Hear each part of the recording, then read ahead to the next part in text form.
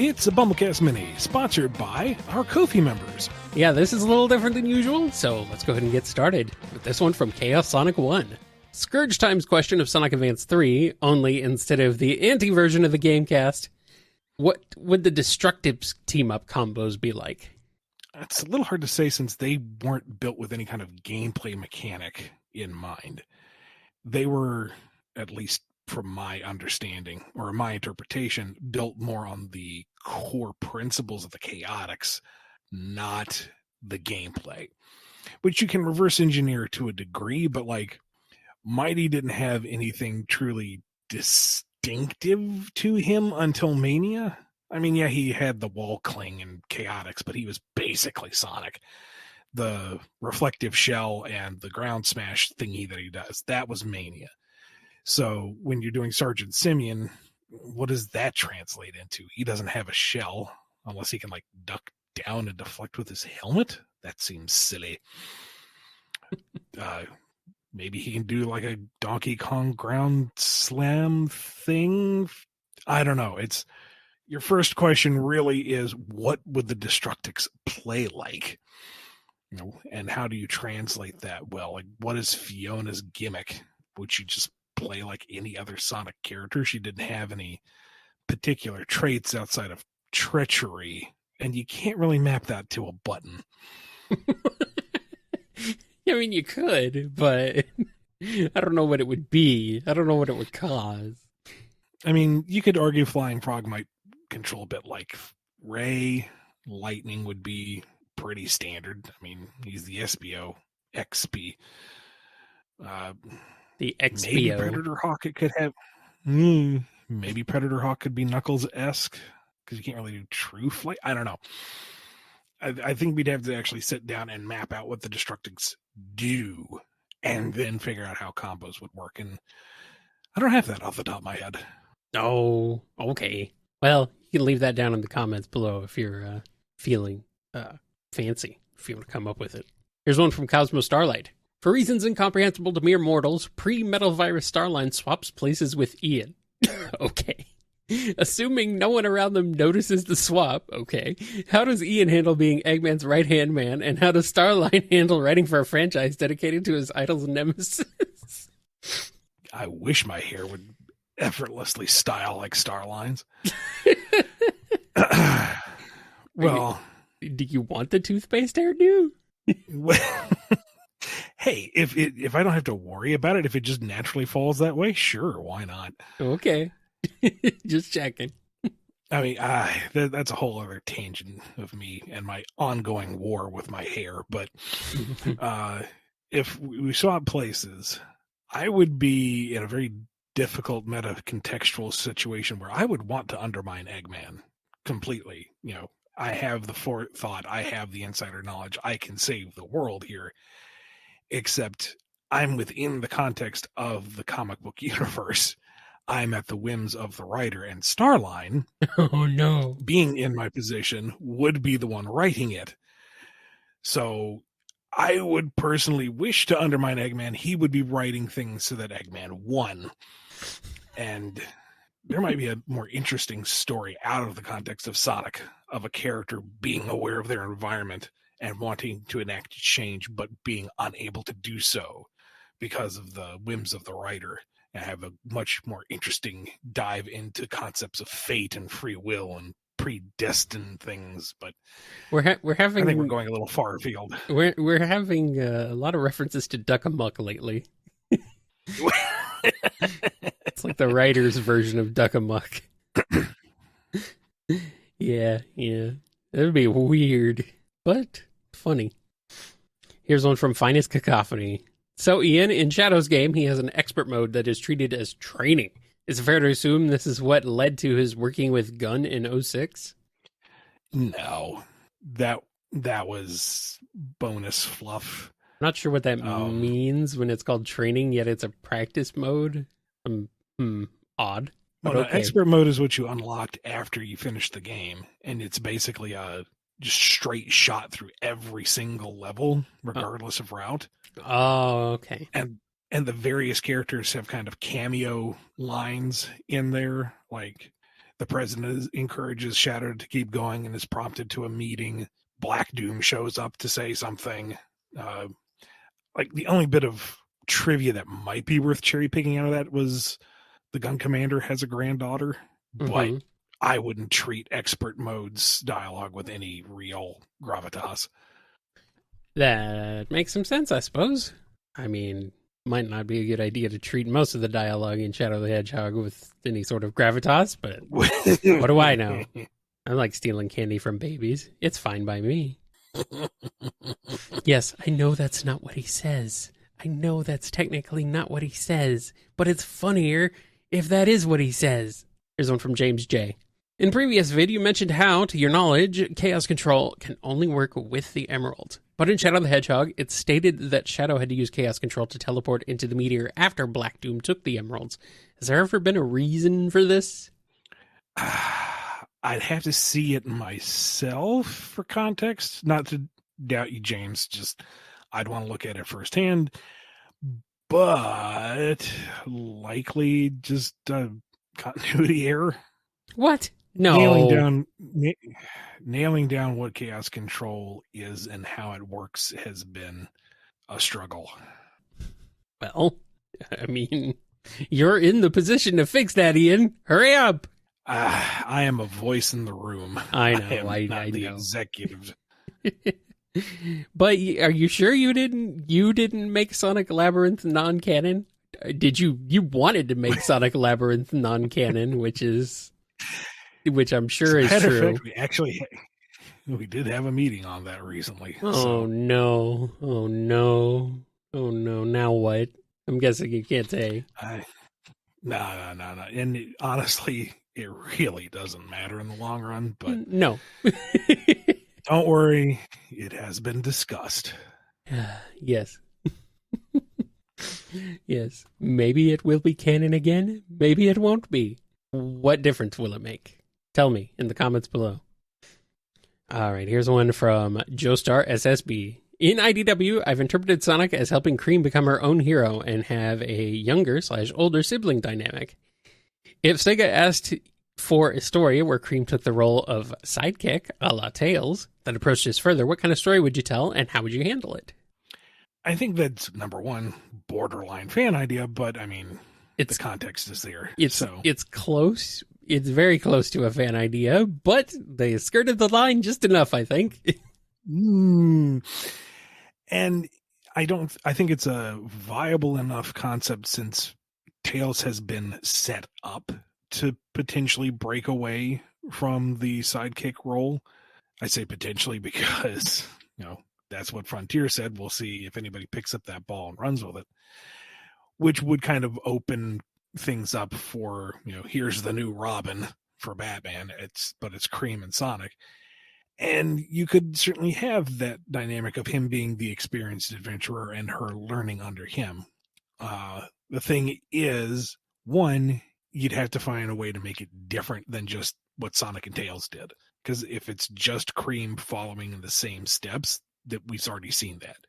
It's a disservice to her character. It's boring overall. What is different about the Sonic and Cream dynamic that makes their journey together is just as interesting as Sonic and Tails' previous adventures together. Mm-hmm. Well, I would like to see that. So that could be interesting. But we'll see. Here's one from LukioX30. Imagine the scenario. Eggman creates a black hole to recreate Babylon Garden's doomsday machine in an all-or-nothing do-or-die final conflict. The immediate vicinity is completely swallowed up with a cherry-picked cast of probably every hero, Avengers Endgame style, and gets sucked inside. However, they end up on an island on some hand-wavy ocean planet with a single island for miles, like Lord of the Flies. How long is it before the fat kid eventually dies? Who would be the fat kid? Piggy, no. Okay, now this is crossing the line. This is peak fan idea right here. Yeah, this is a plot line. This is Eggman's motivation. This is clear location, and the only thing you haven't set down is the exact cast. But this is a bit much. This is basically a writing prompt. It's not really a question, and it's certainly a fun writing prompt. Don't get me wrong, there's room to be had here. And, personally, if Murder of Sonic the Hedgehog needs a sequel, which it does, and if that sequel needs a premise, which it would, I could see this fitting the bill pretty well. It needs all the sequels. I think that just needs to be what the franchise becomes, actually. I think there are a lot of people who would actually be happy to see it transition to that. More story-driven visual novels sort of stuff. And I can't really blame them entirely. At least it would help offset the decades of non-storytelling that we've gotten. So, yeah. Who would be the Piggy, though? Because Piggy's whole deal was he was the weak link. And as much as I identified with him, it was pretty clear he was going to be the first to go. Who is the whiny one? Who is the one who it's all about them? I don't know. Everybody in the cast is fairly selfless to some degree or another. Eggman? Except for Eggman. But Eggman is more of a man of action. He is not passive like Piggy. Chris? Zor? Maybe I'm being too specific with my criteria. Chris or Zor? Those are the two I'm getting. But that's it. I don't know, man.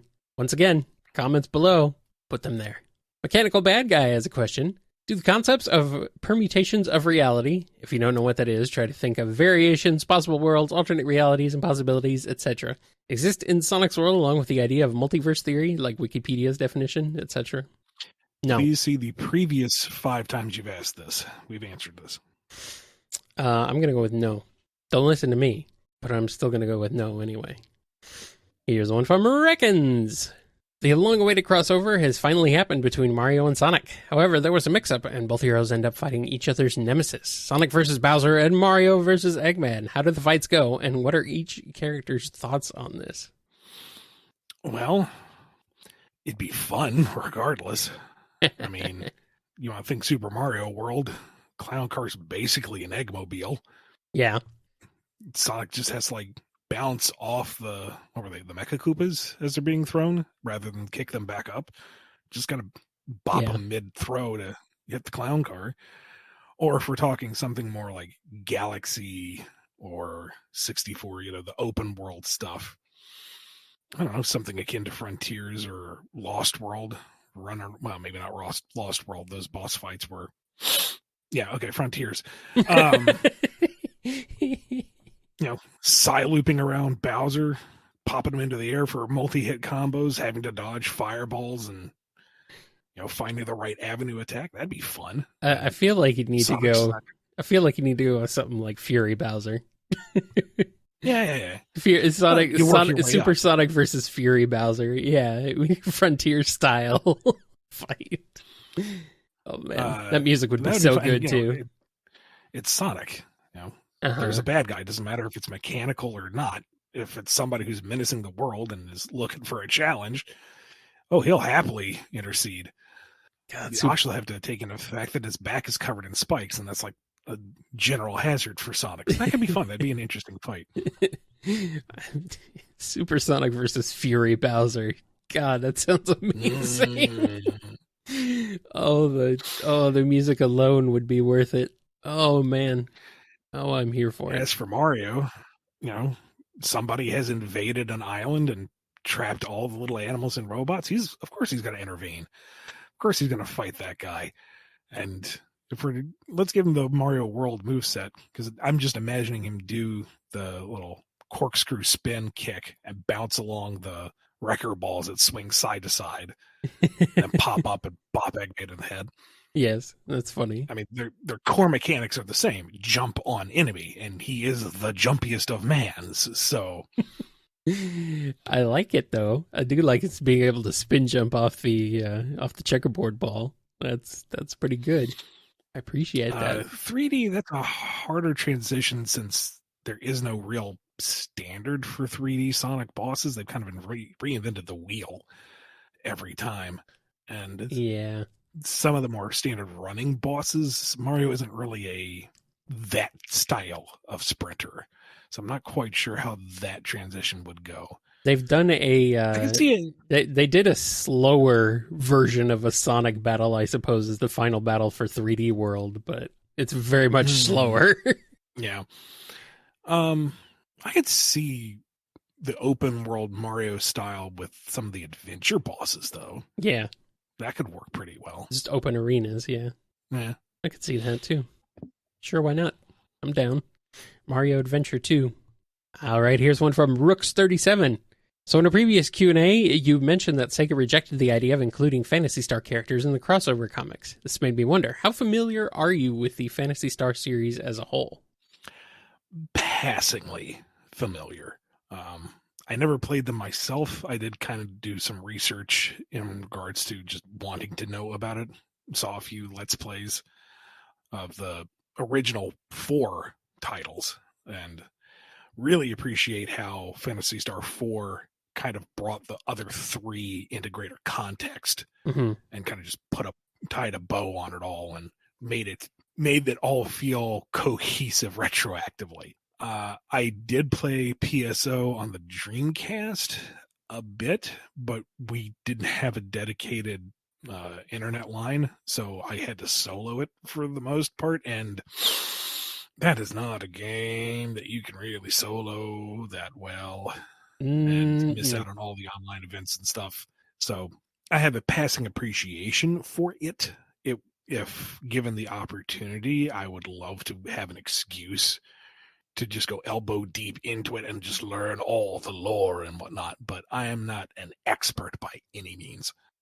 I've always been fascinated with Phantasy Star. And you imagine an alternate universe where Phantasy Star took over Final Fantasy. It could be wild. It would be kind of wild. But sadly, did not go that way. But wow, could have been weird. What a very weird world we'd live in. Here's a question from Simply Sonic. I've been curious as to what happened at the end of Generations, where all of space-time, dimensions, and reality was restored. Was that because of the Chaos Emeralds? Tails mentioned something about using the Chaos Emeralds to restore everything, so I was curious. Kind of a combo of the Chaos Emeralds' power and the Sonics being able to restore things through their speed. I sure, works for me. Here's one from Sonic Padge. He's arrogant, he's loud, his subordinates are always trying to overthrow him. His motif is plastered everywhere in his empire. He does indeed have impressive tech and an army of battle android troopers, and the fan base loves to compare his voice actors. I'm talking about Cobra Commander, leader of the ruthless terrorist organization determined to rule the world. But who would win, Cobra or the Eggman Empire? Would the snake swallow the egg, or would the commander be shouting, Cobra, retreat, retreat? That would be a fun fight to see play out.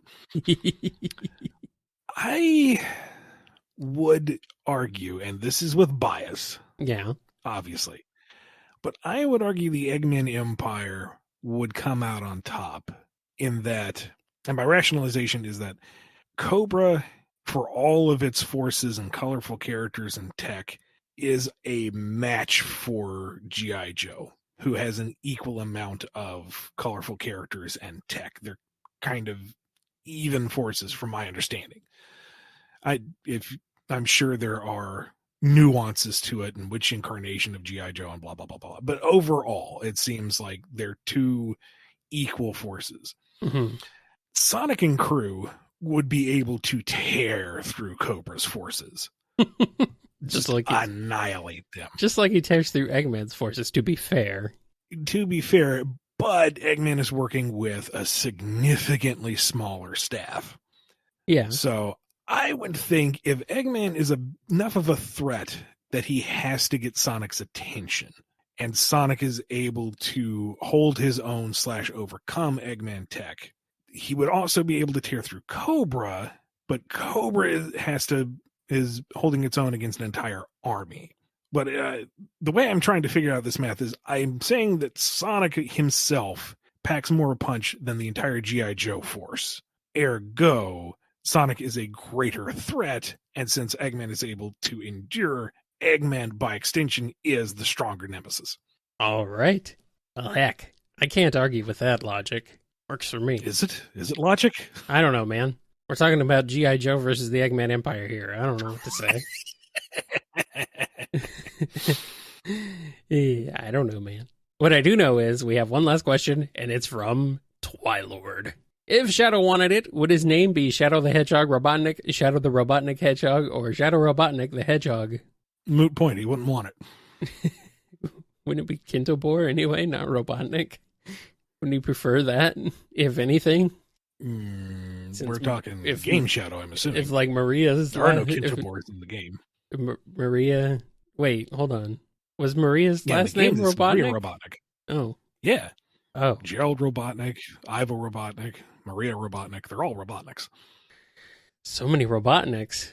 Why are they robot? Why are they okay, whatever. It's Steve Eggman. There we go.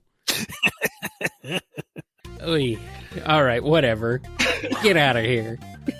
Thank you to all the folks who have sponsored the show via Ko-fi. If you want a BumbleKast Mini of your own, or just want to support the show there, head over to patreon.com/BumbleKast, Ko-fi.com/BumbleKast, or become a YouTube member. Be good to yourselves, be good to each other, and we will see you next time on the BumbleKast. Go on, get.